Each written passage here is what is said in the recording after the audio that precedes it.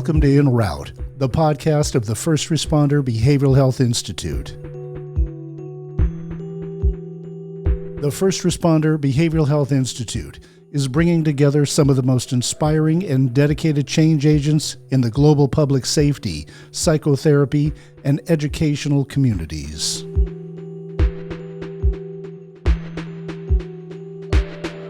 Each episode of Enroute seeks to bring together first responder change agents and clinicians dedicated to constructively disrupting the status quo by tackling the tough subjects like first responder suicide, post-traumatic stress, moral injury, sanctuary trauma, leadership development, critical incident response, peer support teams, and what it means to be psychologically safe and healthy while working in an unsafe world.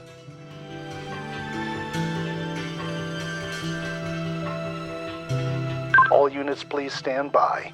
The Enroute podcast is about to begin. You can resume normal traffic on this channel after this transmission. Welcome to this Enroute special edition. I'm Joseph Burgundy. The focus of this three-part series is children's advocacy. We're going to examine how first responders can benefit from collaborating with child advocacy centers during the investigation of crimes against children. Continuing education units may be available for first responders, therapists, nurses, and physicians, depending on your state's local regulations. In this three-part series, we will examine the child advocacy model and why it's so important in helping you help an at-risk child. We will examine how first responders can take advantage of the many resources child advocacy centers have at their disposal to help you help the child and the family in crisis. We will offer insights and strategies for how to interact with this model effectively.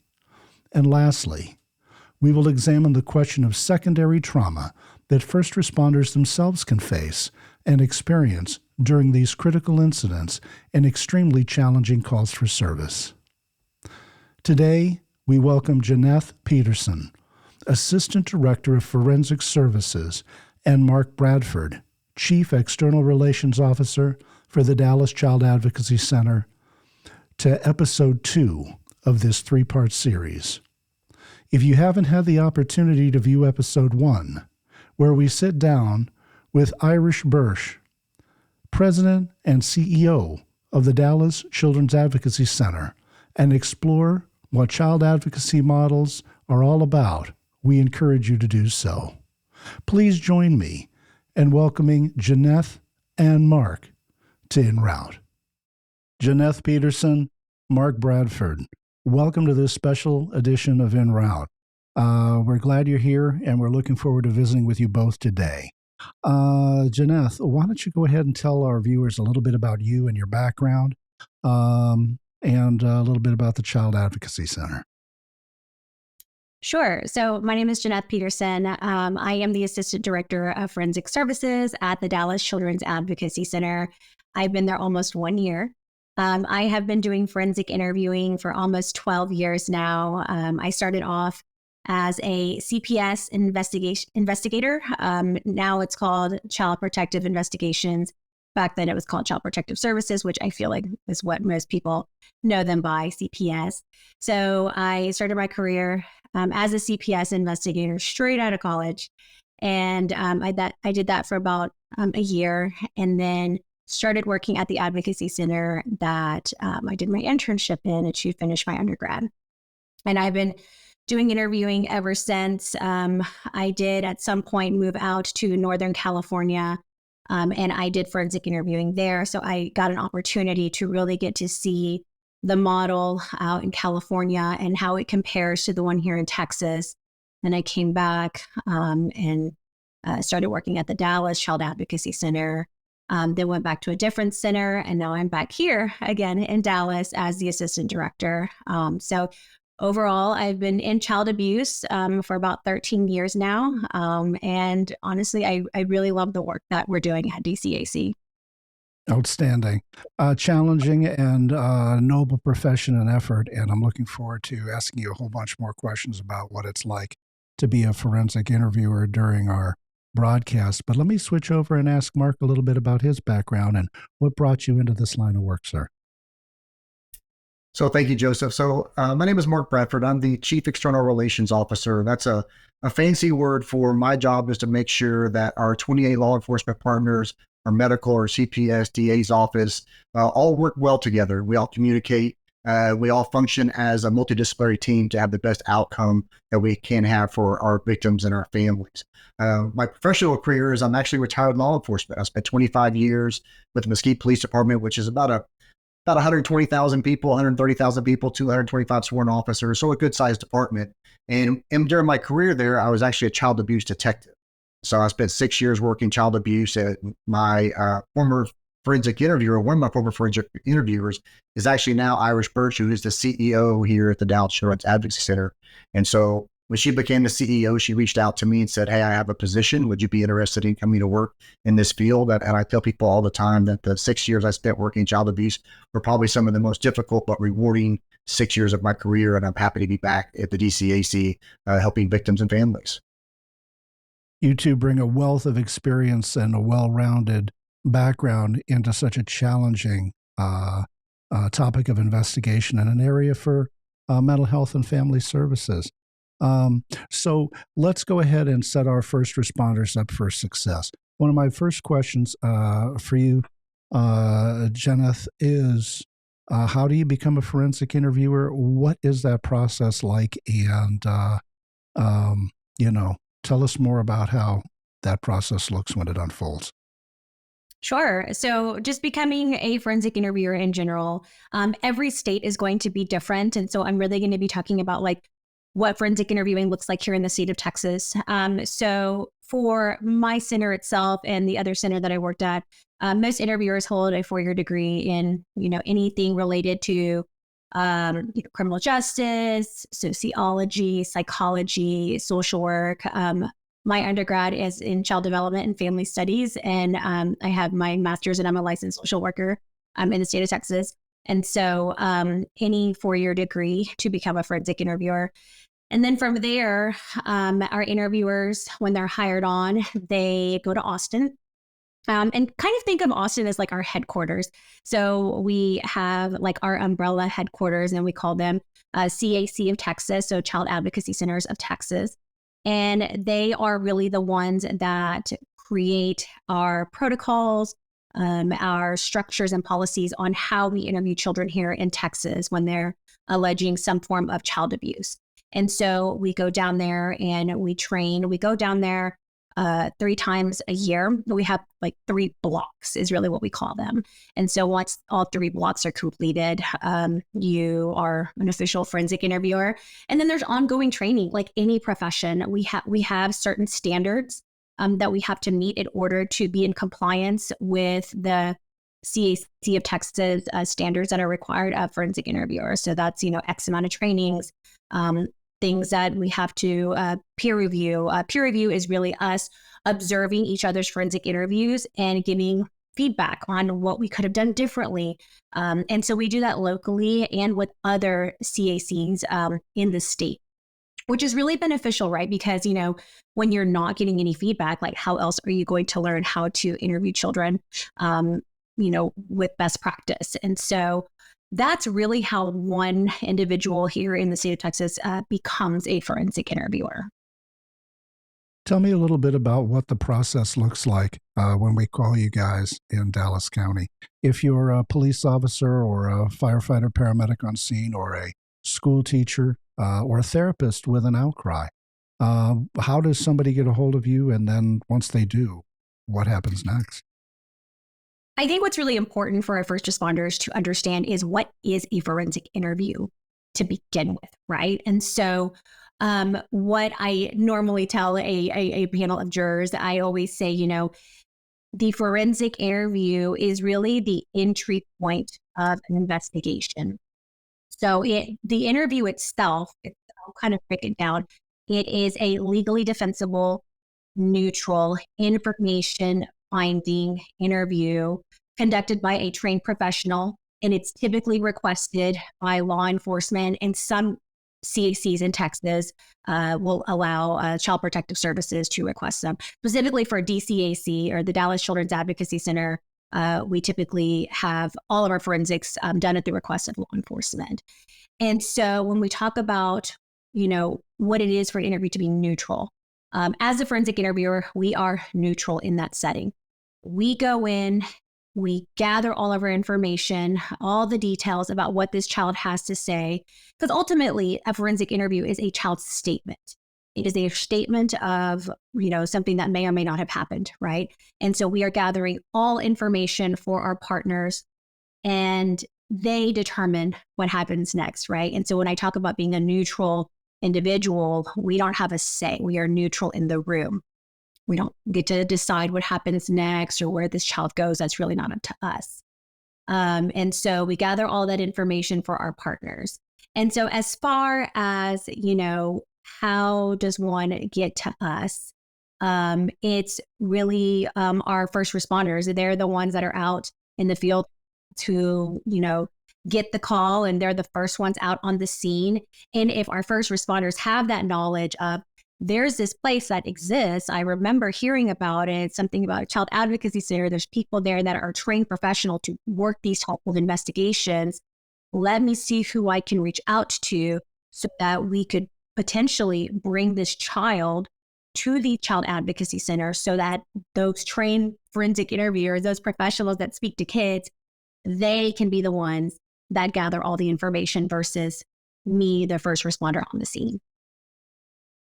Excellent. Thank you for giving us a sense of the pathway. I know in the times when I've utilized you in my years as a school counselor, you just reminded me the first thing I did was got a hold of our community resource officer, our police officer at the school, brought that individual in, and usually within 20 to 30 minutes, we're en route to your center and meeting with some of your people. Which brings me to my next question for Mark. You're an officer out on patrol and you're working in the community, and one of these calls for service comes over the radio for you. How do you best manage that call, and how do you facilitate getting a hold of these kind of services in a quick and professional manner? I think every officer, whether they'll admit it or not, when they hear this type of call, they always ask for take a deep breath. It's like, man, I don't want to go deal with this. And we understand that. And this is going to be one of the few times where we'll tell you less is more, right? Instead of going in there with your typical, just give me the facts and try to get all the questions and all the answers for your report. We really just need you to show up on scene and take the information that's already been disclosed by the child to the adult, and just use that for your report. We don't need you to interview the child. In most cases, we don't want you to interview the child. So what with the outcry witnesses, or who the person who is the first adult the child told, will usually have enough facts and information for you to do your report.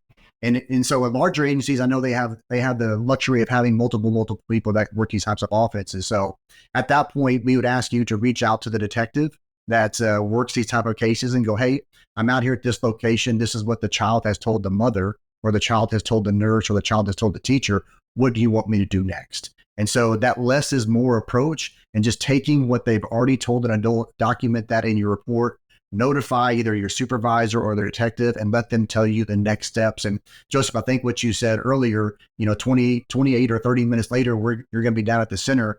In most cases, if the victim is being abused by somebody in the household, that's probably exactly how that's going to work. Within an hour and a half, they're going to be down here at the CAC in front of a Janeth or one of her excellent interviewers, trying to get to the facts of what happened, what took place, or what's been going on, and how long it's been happening for.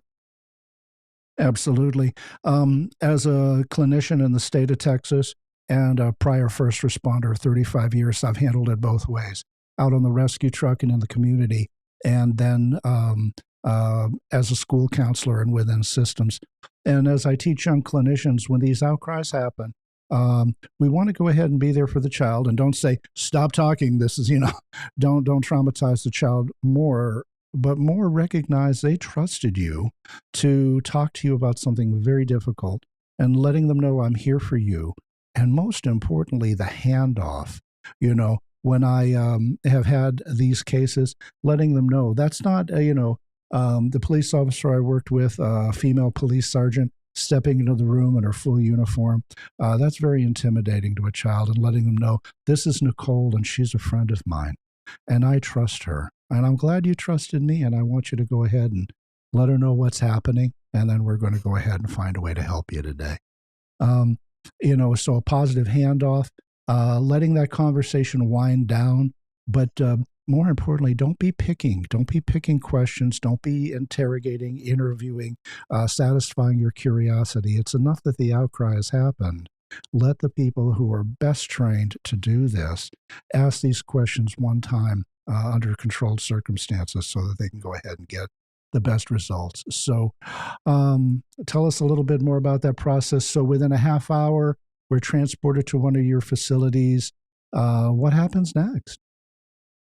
Yeah. So at DCAC, we just now hired our 7th forensic interviewer. So we have 7 phenomenal forensic interviewers. Many of them are bilingual, so they provide that service for, a lot of our clients are Spanish speaking. And then we obviously have a partnership with an agency that provides interpretation services because we are always hoping to, meet the needs of our clients. And so providing the language, their native language, is always important. So 7 fantastic forensic interviewers on our team. And then myself, and then my director, Elena, he also conducts forensic interviews as well. So we have a really strong team. And so what happens next is the child will typically be transported. If we're really looking at it like if first responders are the one transporting. So we have that all the time, right? Patrol officers, some form of first responder is bringing them to the agency.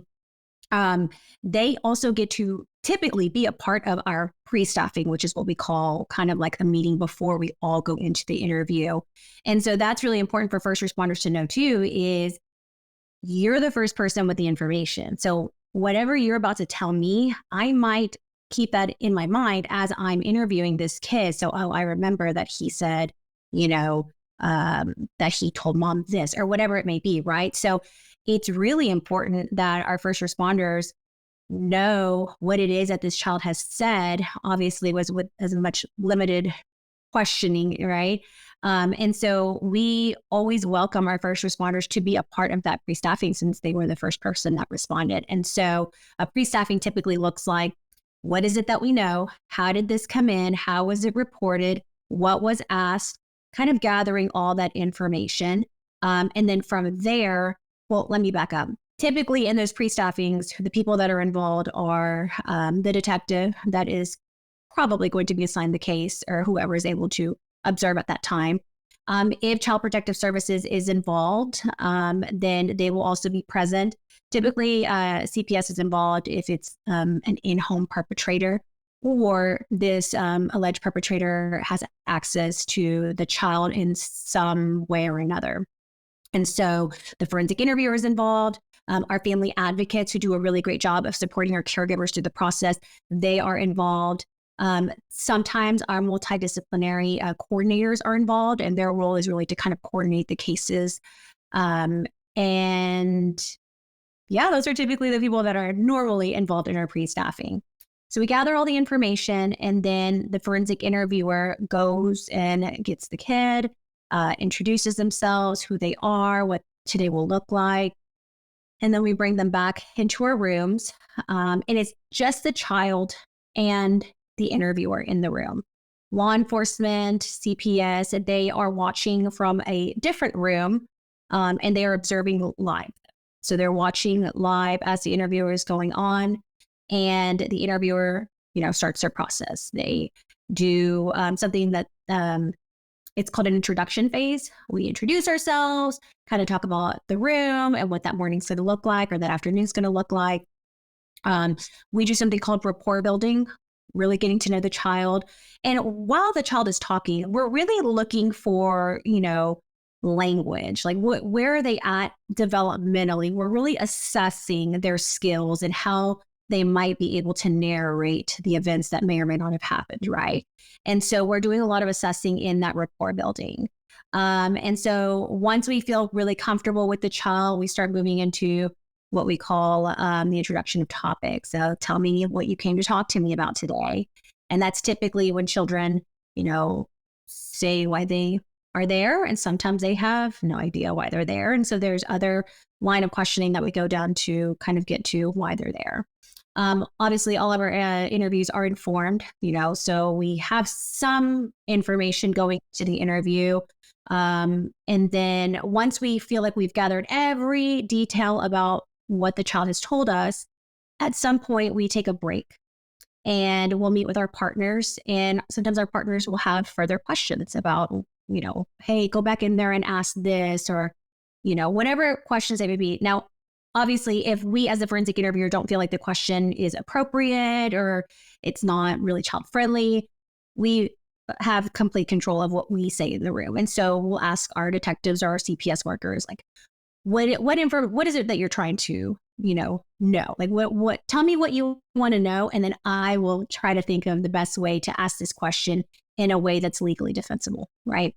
Because at the end of the day, I'm going to be the one on the stand defending my interview and why I felt it was best practice. So I'll go back in, ask, follow-up questions, and then we'll conclude the interview after that. We'll take them into the activity center, which is really a child-friendly waiting room. And we have our family advocate team in there to sit with our kid and really comfort them post-interview. Mm-hmm. One of my next questions is perhaps best answered by Mark or both of you. How does this process benefit the investigators and the district attorneys as they try to work through this process? I think when you talk about the focus of the CAC or the model of the CAC, when it brings together a multidisciplinary team, when it's with CPS and medical, the DA's office and law enforcement, those things that we call our partners that Janeth referenced, this benefits the child most, right? Because we talk about limiting the number of times that a child is re-traumatized or re-victimized by telling the story. Now, that also has benefits for us, right? The interviews that Janeth, their team conduct, get great information for law enforcement so they can file charges. It gets great information for CPS so they can make a decision on whether or not they're going to remove the child or how they have to find a safe place for the child. And ultimately, the goal of all this, if we get to criminal charges, is the successful prosecution by the DA's office. This model benefits them because a child isn't telling their story over and over and over again. And each time they tell their story, they're being introduced language by other adults. And so their story really morphs from what their original outcry was into what other people have interjected into them, which just causes complications when we get to a trial, right? Because a defense attorney is going to get up there and say, well, they told the teacher this, and then they told the counselor this, and they told the principal this, and they told the detective this. And so they're going to go through and say the child told 6 different stories. And we understand that happens just because the child will start using some of that language that the other people have given them because they're not trained experts like our forensic interviewers. And so the ultimate goal when we come in or when patrol or detectives bring that child in is for that fact gathering information. So that way we can lead to the successful prosecution. When Janeth was talking about our family advocates and our therapists, that's really just the back end of what happens, right? That's us taking that child and that family and doing our best to reduce the amount of trauma or reduce the effects of the long-term trauma that it might have on the child or their family. So the CAC model really is a holistic approach that is child-focused to reduce the trauma, really support the family through this difficult time. Oh, yeah. And on the back end, we want to put bad guys in jail, which that's what all law enforcement wants to do. Absolutely. And, one of the things I've tried to teach my young clinicians, and you guys cover parents re-interviewing the child, a well-intentioned teacher or counselor re-asking these questions. And I think you really covered a lot about the damage that can do to the prosecution and to the child's psyche. Any other thoughts on that? That's just basically standard protocol. You leave the interview questions to the professionals and stay out of it. Yeah. I think for me, as a forensic interviewer, I've seen this many times where, so much questioning of the child in the field can really impact the forensic interview itself. And Mark said it really well, this kid will say one thing to, patrol and then another one to CPS. And by the time they come to me, a lot of people have already talked to them. And I've had many times where kids will say like, I've already told so-and-so this, or I already told, I already told them, I don't want to say it again. And it like that really impacts, the interview itself. And so when, our first responders are in the field, just know that forensic interviewers exist and we are here to help. And so bringing them to us so that we can get all that information is best practice. Also, and I don't think our first responders are, maybe they're thinking this, but not in the moment, I don't think, but some of these cases will end up going to trial. And, sometimes parole officers have to testify. And so if you leave all of those questions to the forensic interviewer, we are going to be the ones that are going to be able to get on the stand and testify as to the questioning that we did. And we can back that up, right? Because we're trained in it. We know how to properly ask questions, all the things, right? And so really leaving that to us so that they don't have to potentially do that themselves. And I know sometimes they will, but just letting them know, letting our first responder audience know that, and like Mark said, sometimes they get really nervous about questioning kids in the field. Leave that to us. That's what we are here. We're here to aid in these types of investigations.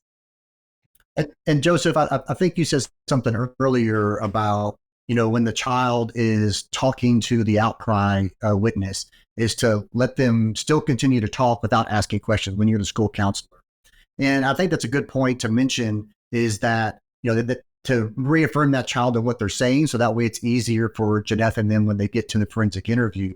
But one of the things that we tell our first responders is when they talk to them, when they leave those last instructions with their parents, right? With the parent of the child, is like, hey, let's just say what we call a priority one, which is what the suspect is actually in the house and the child is going to be in danger, which is what would precipitate a forensic interview today.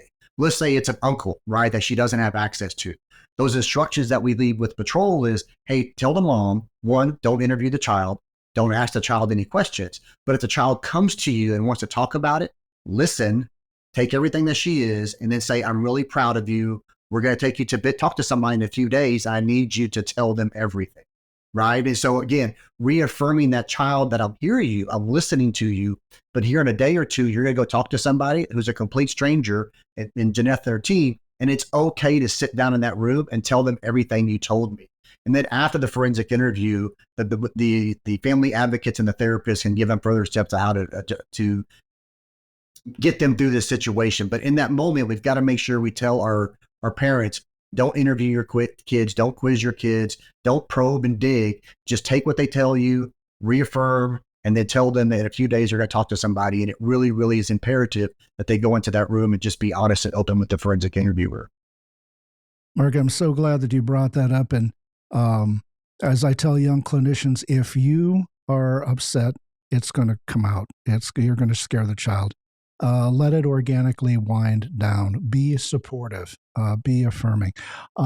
Show trust and faith in your partners. I believe in Officer Nicole. I've worked with her and I trust her. Statements like that, like, well, if Mr. Burgundy trusts her, I should, trust her too. So kind of creating an opening for your partners to go ahead and support this child through a difficult process. One of the things you just mentioned is reaffirming them. As this outcry happens, I recognize this is one of the bravest moments in this young person's life where they chose to come forward. And how do we reaffirm them in the best ways and let them know we're here for them without prying and probing and interfering with an investigative interview? What are some of the things you guys say to children? Well, a lot of kids will say, I'm afraid to say, or I'm afraid to tell. And we have a unique line of questioning to kind of get down to the bottom of that, right? Tell me more about feeling scared. Tell me more about, not wanting to tell mom, really exploring, it's kind of like what as forensic interviewers we're trained to do, is to explore, right? Kind of get down to the bottom of what is really, behind that behavior. And so in the interview room itself, though, it's really hard because, the interview itself is not therapeutic. It's not interrogative either. So we do have to kind of be a little careful of what we say to the child because, I'll be honest, there have been times where kids will say, like, what's going to happen to me? And in the room, like, I might have an idea of what's going to happen, but it's not my place to say. So there are statements, like these empathic statements that we use in the interview room. I hear that you're scared, and I can see why you would be scared, and kind of like reiterate, their reasoning, and just really validating and acknowledging what they have to say, and being honest with them is so important. That's how you build that trust. Honestly, I don't know the answer to that. However, there are people in this building that might be able to help you get that answer. But it's not up to me what happens next.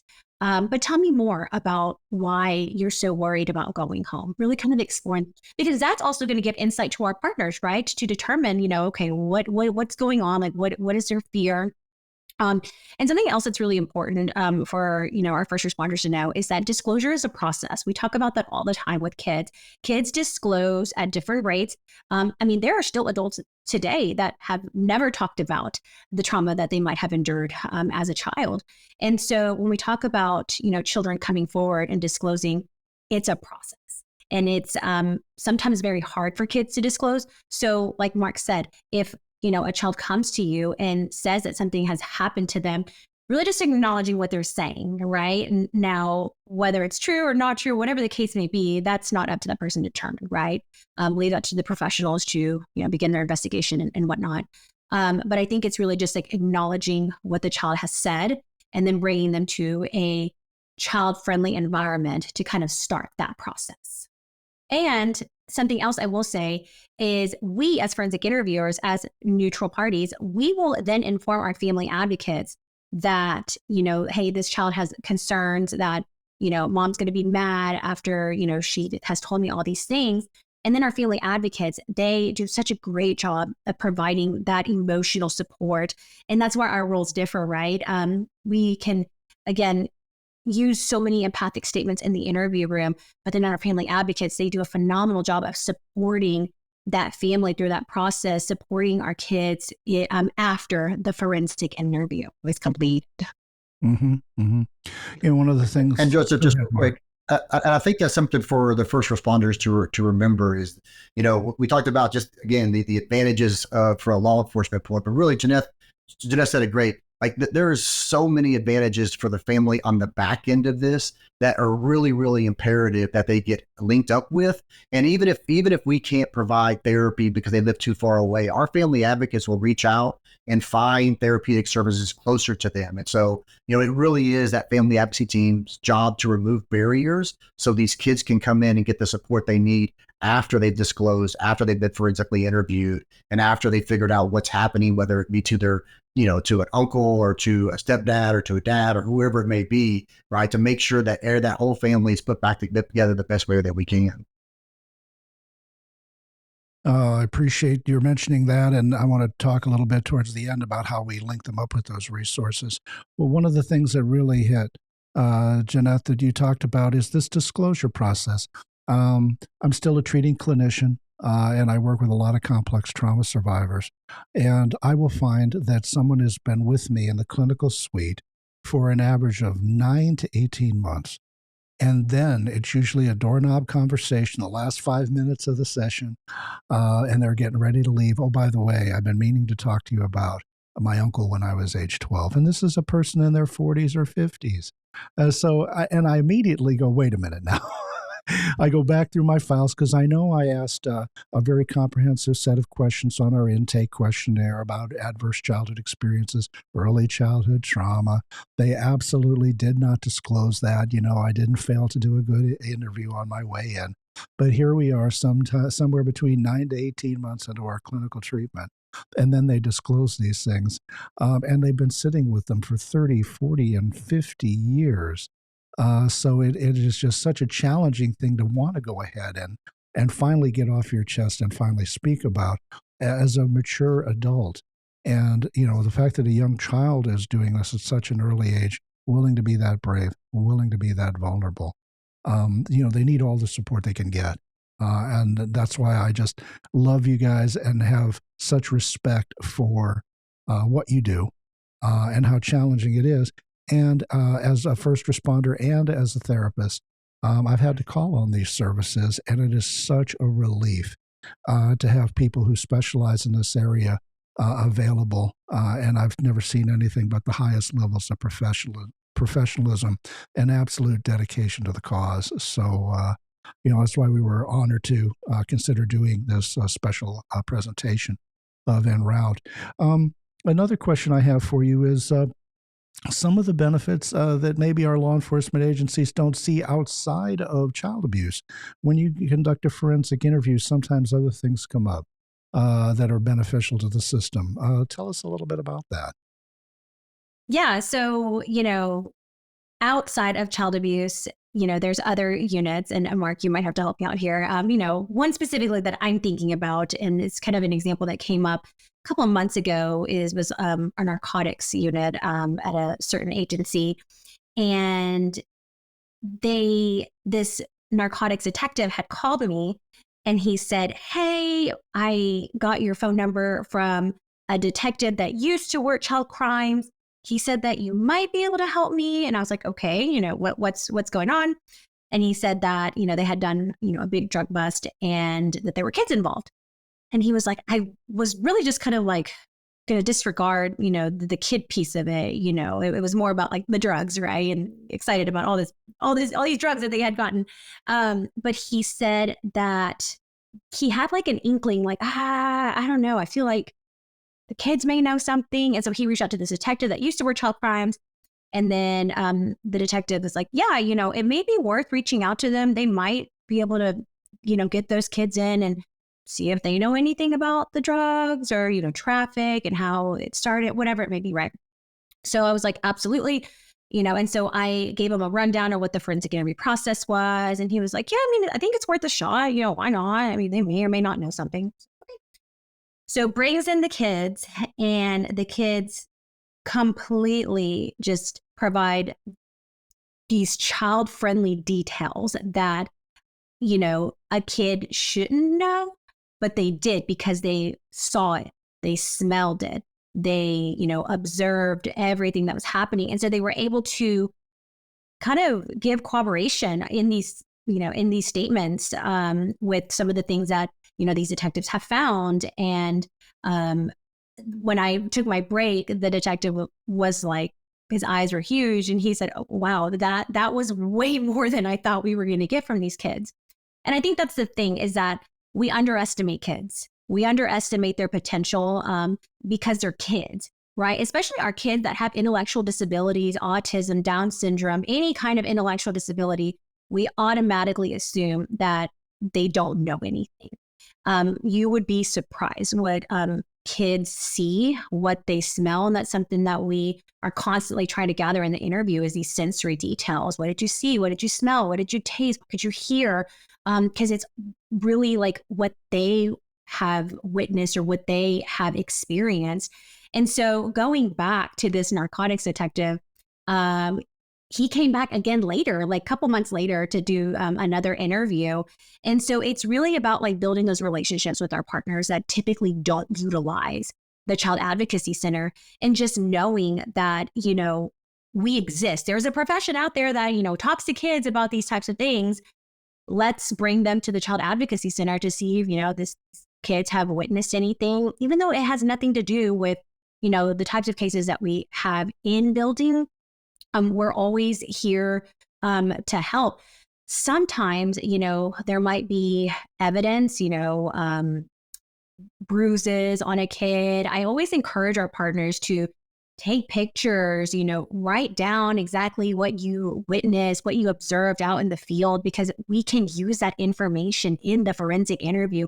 "Hey, I heard that whenever patrol came and knocked on your door, you we're holding something that might be of value to the investigation." I don't know, whatever it may be, right? So I always encourage our partners to really pay attention to our kids. Don't disregard them just because it's, domestic violence or a drug case. Like, it's very beneficial to, your investigation. So utilize us. And Joseph, I think what Janeth says is perfect, because we talk with our partners all the time. This isn't just about child abuse, right? We're talking about violent felonies, narcotics, robberies, murders, anything like that, where you have a serious felony offense, where you have a child who was witness or could have been a witness or may have been a witness, we encourage you to reach out to Janeth and her team, have that conversation about, this is what I've got and this is what I know, can y'all do this? And I know her answer is going to be sure. There's a lot of great experience in there that can sit down and put their heads together, try to figure, okay, how are we going to formulate these questions? How are we going to get to figure out exactly what this child saw? And so I brought a witness to a murder down here before when I was working child abuse, helping out the robbery homicide guides. And they didn't get much information, right, because the child was only 4, but they were able to figure out enough to piece together some of the things they didn't know about what happened during the offense. And so it doesn't hurt to ask. It doesn't hurt to reach out to, us here at the DCAC or your advocacy centers in your area and say, hey, this is what I got. Is this something y'all can do? And more likely, we're going to do whatever we can to help out the investigation. And also, when we think about kids, typically the age range that we interview at DCAC is anywhere from 3 or 4. I mean, you'd be surprised how many vocal 3-year-olds there are. I know mine were very vocal, but we also interview into young adulthood. So even though 18 is kind of like, okay, you're an adult now. Well, we have a lot of, young adults, or we have a lot of young adults who are, have some kind of intellectual disability that prevents them from really communicating, and they're vulnerable, right? This is a vulnerable population. And what we've learned is that children with disabilities are more at risk for being abused. I mean, that's just a fact. They're more vulnerable. And I think that perpetrators know that. They use that to their advantage. And so for our first responders, knowing that if you come into contact with a young adult, maybe they're in their 20s, we could still interview them.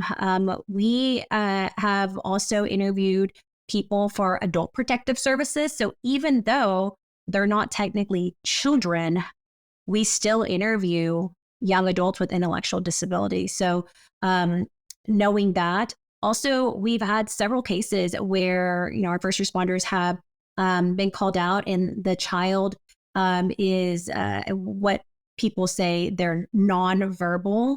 And I did the air quotes because that child's needs are met in some way or another, right? So even though they don't speak, they can still communicate.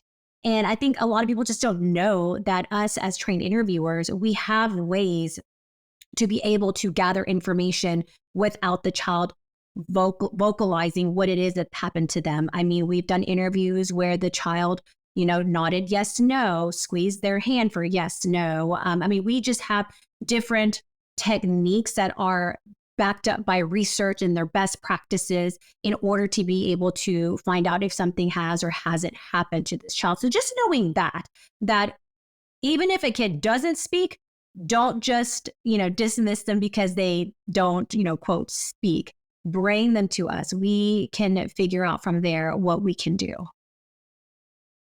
This is such an important message, and so many of our first responders don't have this understanding. They barely understand what you folks do. And when they do, they pigeonhole it into child crimes, maybe human trafficking or child sexual abuse. But what they're not seeing, and what really needs to be heard here, is that truly forensic interviewing and the work you do is with disadvantaged populations. And if that disadvantaged population is an elderly person or someone with limited communication speaking abilities, they can still benefit from reaching out to you guys and asking questions and seeing if you guys have, better to get your opinion and have you say, this is not something we can help with, than to not take advantage of the opportunity to broaden their understanding of what happened out there. Because they could have had the privilege of meeting with a forensic interviewer who could have added so much value while they're trying to struggle to piece together what happened out there. No, I think that's an excellent point, is you don't know until you ask. And so everybody in this CAC model is really, really, really doing everything we can to benefit the victim. And that victim is not a certain age or a certain sex or a certain mental capabilities. It really is anybody that we can support and help through our services. One of the test questions I always give when I work with folks is, what does CPS stand for? Everybody knows, Child Protective Services. What does APS stand for? and the room is silent. Nobody understands or even knows that there's an adult protective services, or that as the aging can become more vulnerable to family members and other predators who are, not out there for their best interest, and they don't understand that that's a very vulnerable population, and that there's an entire agency dedicated to their protection as well. Now, one of the other questions I have for both of you is, what next? What if I want to go ahead and get connected with my local child advocacy center? What should I do? And more importantly, if I don't have a local child advocacy center, now what? How do you locate your nearest CAC? So the Child Advocacy Center of Texas has a list of all of them in Texas, and there's over 70 CACs in Texas. There's also over 800 CACs across the United States. And so just a simple Google search will be beneficial to you, or just reach out to your nearest largest county, and they'll be able to direct you in the area that you need to go. There are some CACs that serve 3 or 4 or 5 counties in the more rural areas, unlike ours where we just serve one. And just because we serve only our county doesn't mean we're not open to bringing other outside agencies in if they just sit down and have a request for. So it really, really just depends on where you live and how far you have to drive. And so let's just say we're not close to a CAC. What do you do? What are some tips that you can do if you say, I've tried everything, I'm not close to one? Well, again, reach out to us, reach out to your nearest one and say, okay, I have to interview this child. What do I need to do? Well, first off, don't interview them in the house or the area that the abuse took place in, right? Don't interview them in front of somebody. You never know who the abuser might be if you don't have a good outcry. So you got to find that child neutral, child-friendly environment where they feel comfortable. And then just don't ask leading questions. And that's really, really hard, I think, for law enforcement. And as somebody who's tried to sit down and interview a child before, because of the circumstances that presented it, not being able to do that is really, really difficult. And Janeth, I'm sure, has some great tips. And I forget the line they use, like it's like, what's next, or what happened after that? And it's amazing how much information they can get by just asking that little bitty phrase. And so, again, this whole network across the nation is all about support. It's all about making sure that everybody has the tools that they need. And if there's a way that we can get you in here or help you find someplace close to you, great. And if we can't, then we'll do our best to coach you and to give you tips. And, Jeff, like I said, Janeth and her team will be more than capable of saying, okay, let's guide you through this process. Yeah, absolutely. Yeah. Like I said, we have 7 forensic interviewers. They are expertise in, our area. And honestly, and I'm not saying this just because I work at DCAC, I'm a little biased, but I truly believe that we are, one of the leading experts in forensic interviewing, and, the way that we work these types of investigations through a multidisciplinary approach. And so if people have questions about, okay, well, what can I ask in the field? Please reach out to us. I'll connect you to one of our interviewers. They can guide you, do a one-on-one with you. And we always have trainings, and I think we'll kind of talk about that here in a little bit, but trainings on, what to ask, what not to ask. We're always open to, educating our partners, because I think that ultimately comes down to a lack of education, right? People can only know so much. And if they go out into the field and ask questions, well, it's probably because they didn't know, right? They didn't know that wasn't the best practice or best protocol. And so asking, right? And I think Mark said this, you won't know until you ask or try. So please reach out to us, and I'd be happy, to have a conversation with you, or our interviewers would be happy to meet with you to talk about the line of questioning. Because, Mark, talked about, leading questions. That is definitely one of the line of questionings that as forensic interviewers, we tend to avoid. We're not going to lead a child to tell us that something did happen, right? That's not, the goal of our questioning. And the question that Mark was talking about, it's kind of like the forensic interviewer statement. It's tell me everything about, tell me, because it's very open-ended, right? It's not a yes, no question. It's not very direct. It's not multiple choice. Although those are lines of questioning that we use, we always want the child to narrate everything that they possibly can until they exhaust that questioning. And then we'll kind of narrow in a little bit more direct or more focused questioning, we always try to go back to, tell me everything about that. Tell me everything about that. And then what happened? And then what happened? And so just kind of letting the kid narrate what they might or might not have experienced. Okay. One of the things that is good as these centers are growing, obviously we don't have enough of them. So if I'm rural law enforcement, if I'm several hours away, if I cannot get a hold of you guys, how do I handle this myself? If I have to host the interview, will you guys do a telephone consult with me and help structure me? How will that work? Yeah, if you now we won't do a teleforensic interview for like if our forensic interviewer is here and your child's there. That we don't do, right?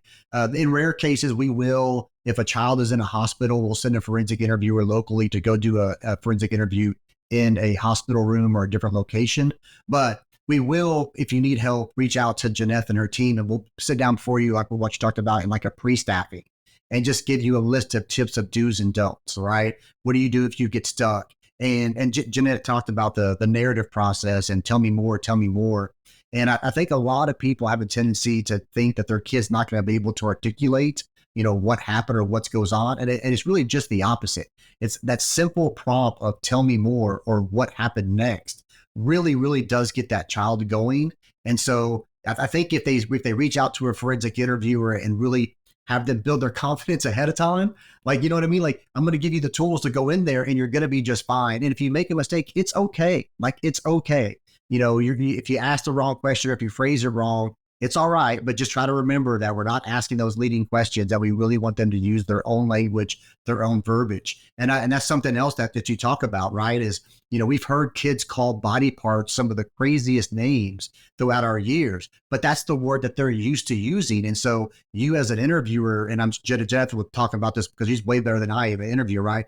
They'll use that word over and over again because that's the child's word, right? They're not changing the child's word. They're not embellishing the child's word. If that's their body part, that's what they said happened. And that's what they're going to keep using over and over and over again. And us as adults want to either make it more grammatically correct or make it more anatomically correct. But no. That's the child's language. And that's what you have to go with and just keep using it over and over and over again. So what if I'm not law enforcement and I happen upon this? I'm the school nurse, I'm a therapist in private practice, or a school counselor. What do we go ahead and do? How do I facilitate getting this process handled? Well, if you're a licensed, I was going to jump in real quick. I'll let you answer the question. I was okay, but if you carry a license in the state of Texas, you're a mandatory reporter through DFPS, and so we would ask that you reach out to the 1-800 number and make sure you can make a referral to DFPS, CPS, so that way they can get involved. I'll let Janeth take the rest of the answer. I was actually going to say what you just said about, in the state of Texas is a mandated reporter, but specifically, those professionals, teachers, doctors, therapists, it's incredibly important that you make that report. I think also, especially for our first responders, and I've heard this feedback in a training is, well, a kid said that, uncle touched her on her area. And I didn't feel comfortable, just referring them to the CAC. Like, I needed to know what area was. And, for me, it's like, yeah, because area can be anything. So asking, okay, when you say area, what part of your body are you talking about? And that kid may point to their, female sexual organ or the male sexual organ. And then from there, okay, we've made it clear. It is obviously the private part. Now we have established that, something has happened to the child. Private parts, this is where I need to stop asking more questions. And now I need to make that report. Absolutely. And I am surprised. I have dealt with licensed professionals that are asking me the question, do I have to call? I'm like, yes, you have to call. You got all the way through grad school. Let me help you dial the number. But sometimes they're, frightened or shocked or struggling with their own baggage in this area. And, they don't know what to do. So guiding them to call and calling a child protective services, certainly. But I also ask that question, is the perpetrator in the home? Is this someone that lives in that building? Because if this is the case, I need you to also call law enforcement. I had a situation at the school as a school counselor where the outcry happened at about 12:30. It took us a little bit of time. And then the bus is getting ready to, I'm like, this kid's not getting on the bus. The guy lives in the residence. So we had law enforcement out there. But I think it's another thing to also mention, more of an imminent threat that I can't, as a licensed therapist, as a human being with a heart, send this child home into that house if the perpetrator lives in that residence. So it can take 24 hours sometimes for Child Protective Services, Department of Families to answer, especially if it's an online thing. So I say do both. Get that online paperwork started, but also call 911 and have a local officer dispatched immediately to go ahead and help you with this situation. Yeah, Joseph, that's an excellent point. Is, a lot of people think, well, I'll make this referral online and then, it's immediately going to get read, something's going to happen. And unfortunately, even though technology is fast, it's not that fast, right? And we see this a lot where 2:30, 2:45, 3 o'clock is when law enforcement gets called and said, hey, like, we've had this child in here for 2 hours. We waited for CPS to respond. We don't want to send them home. And so reaching out to law enforcement, and that gets back into that, what we call a priority one or a P1, is if that child does not have a safe place to go home to, then that call to law enforcement has to be simultaneously the same thing as the call to DFPS or CPS. So that way they can start getting en route to start trying to figure out how do we get the child down to the CAC for a forensic interview. Excellent advice. Now tell me, as a first responder, as a clinician, as somebody working with children, I want to get more training. I want to get more information about how to effectively work in this area and help people. Where are some of the places I'm going to want to go ahead and learn more about this and get more resources and training for myself? Yeah, so I'll talk about our lecture series that we have at the Dallas Children's Advocacy Center. So our lecture series is put on by our education department. And so it is trainings that we bring to DCAC, and they are free.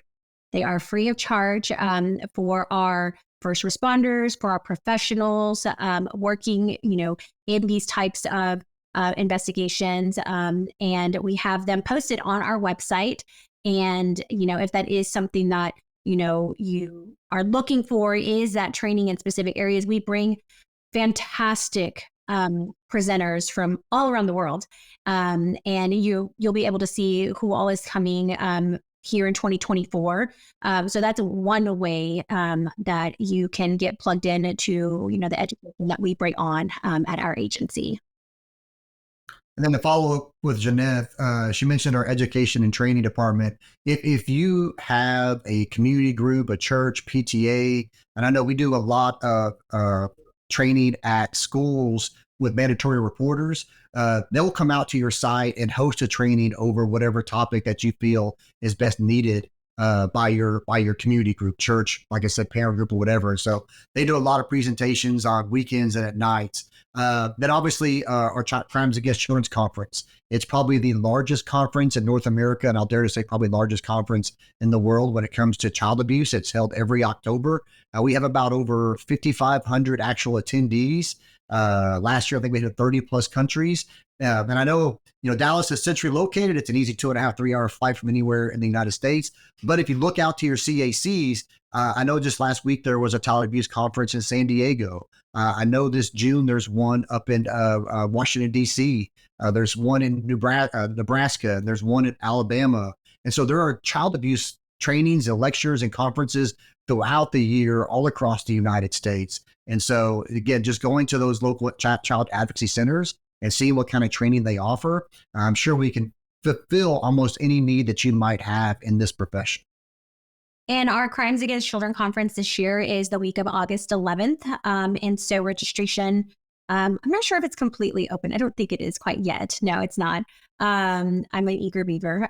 So once it opens, you can sign up for that. And all the information is on our website as well. It's a great conference, a great opportunity to network with other local law enforcement, other local child advocacy centers, Department of Protective Services. I mean, it truly is incredibly educational. And, Mark said people from other countries. I know like last year, I interacted with some prosecutors from Australia and, kind of getting insight on their process, and they're getting insight on our process. And what I'm learning is that a lot of countries are really coming to us to find out, like, how can I start a child advocacy center in my country? Because it is absolutely needed. And that's what we're here to do, is really support you and help navigate the process for you to take back this information to your country so that you can begin to hopefully eradicate child abuse in that country.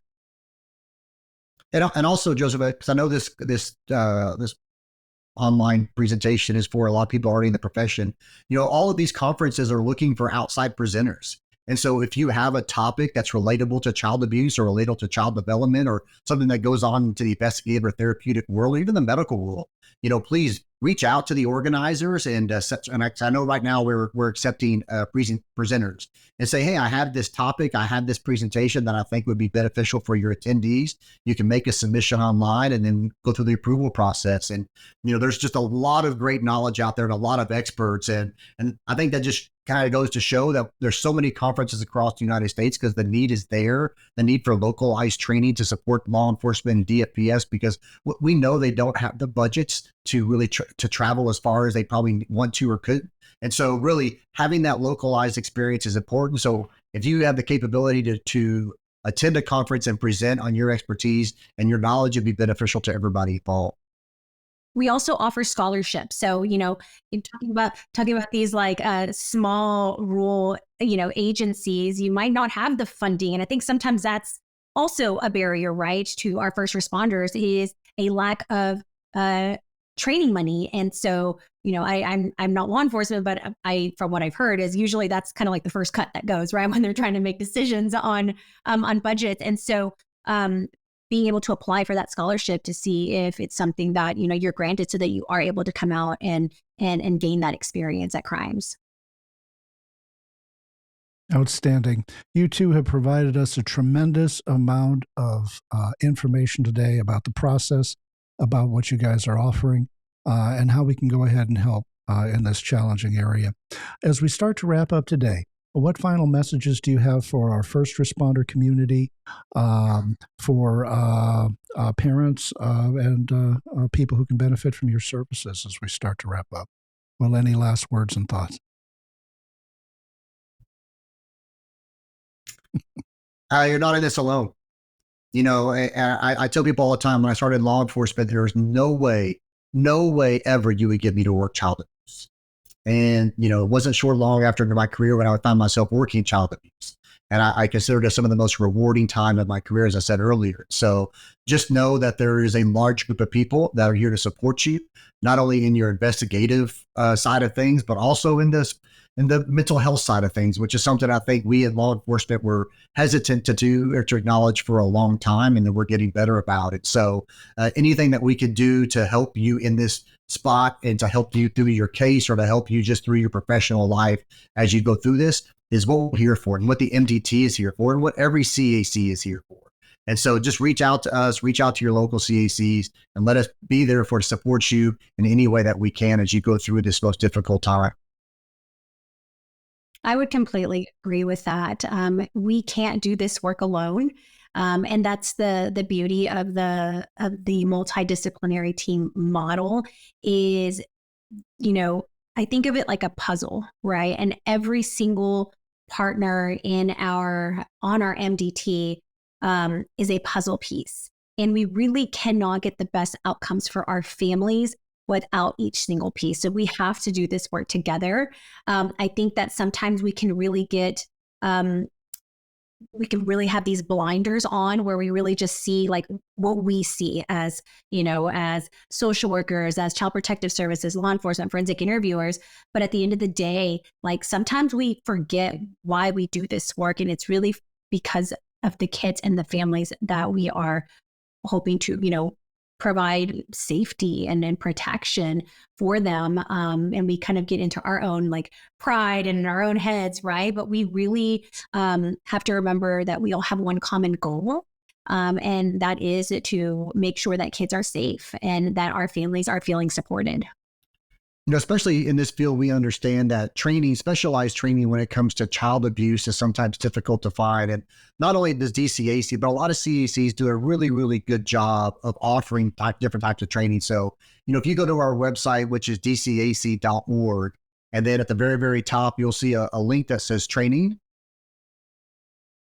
And then once you click on training, below that, you'll see on the left side, you'll see a tab that says lecture series. And so there you'll see all of the lecture series that we have for this year. And like I'll highlight the very first class we have coming up in February 8th and 9th, which is a search warrant writing class by Mr. Wilson and Mr. Goodhart. These people actually wrote the book that the DA's office uses how to defend and write good search warrants. And then this type of training just goes throughout the year. You'll see another one, the fundamentals of interviews and interrogations, sexual abuse dynamics, a forensic interviewer at trial. Not everything that we do is law enforcement. We do a lot of different things for forensic interviewing or for CPS. And so this calendar gets updated and gets changed throughout the year. I know last year we had an aquatic death class, which was very fascinating and interesting to talk about. And so we do a lot of interviewing classes. We usually have the 5 B's of abuse. And so anytime you wanted some up-to-date information, all you have to do is go to that site and look for your training. And if you see something, I believe if you just click on the arrow below, register here, see that link comes up, just click on that, and then you can sign up for the classes. And all of our trainings are free. And most of the time, I'm not going to say all the time, most of the time we provide you lunch. So we try to make it as accommodating for our partners and for our outside visitors as well. And so if we have it within our budget, which we are very gracious to have some very wonderful donors and supporters who throughout the year support our lecture series program, we'll do our best to make sure that there's no cost to attend, and then we can also throw in lunch. But again, it's constantly updated, it's constantly changing. And we'll also throw this out there. If you see a class, or if you've been to a class that you've seen and that you thought would be great for the MDT or for all of our partners to take, reach out to us. Send us an email. It's training@dcac.org and say, hey, I saw this class, and we'll contact the instructor and find out, what the fees are and how can we facilitate them coming down here and teaching class for us. And so again, great donors, a great support network that allows us to do this for our partners. Janeth and Mark, I want to thank you both for taking the time to visit with us today to share your expertise, your wisdom, and your knowledge with our first responder community and members. It's greatly appreciated, and we're looking forward to getting this episode out and the other 2 episodes of this 3-part series so that we can hopefully inform and educate and share and make more of our first responders comfortable as they navigate these challenging waters. So on behalf of the First Responder Behavioral Health Institute, I want to thank you both for taking the time to share your expertise and your time with us and our members today. So thank you both for being on Enroute. Thank you so much for having us. I'm Joseph Burgundy. Thank you for joining us for this episode of Enroute. Enroute is a production of the First Responder Behavioral Health Institute. To learn more about us, head on over to frbhi.com.